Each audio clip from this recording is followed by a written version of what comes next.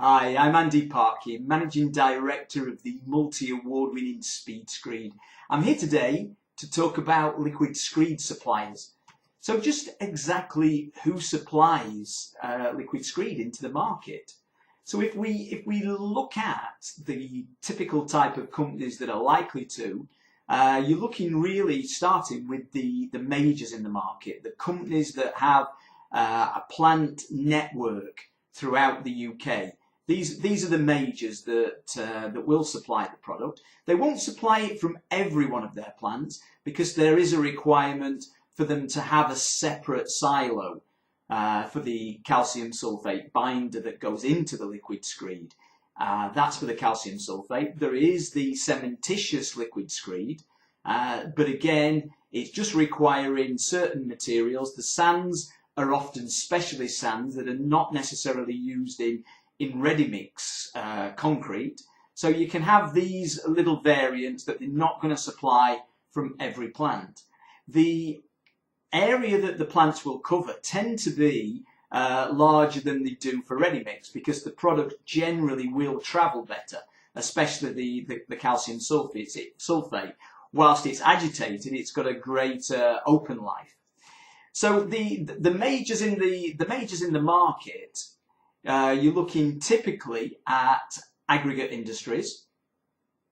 So they've got a good distribution network. You've got Tarmac, Breeden, Cemex, and Marshalls. Now Marshalls typically trading under Premier Mortars. So who actually supplies the binder to these various companies? So literally two of the suppliers supply 95% of the UK market. And those two suppliers are Gypsol and Givlon.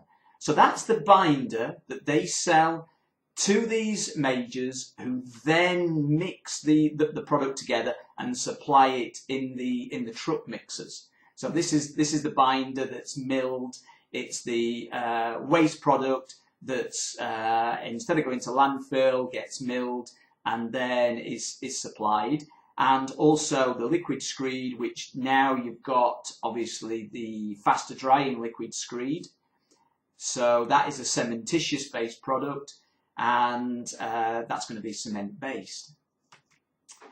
The two companies also supply the calcium sulphate binder to a large collection of independents all over the country. So apart from the majors, they'll also deal with small independents. So there's a good possibility that even if you don't have one of the majors locally, that if you've got an independent that's actually struck a deal with one of the suppliers, that we'll be able to get the materials from that local supplier. So you're not going to get 100% coverage throughout the UK. I would say you're probably looking about 80% coverage throughout the UK regarding it. Liquid Screed is normally sold on an approved contractor basis.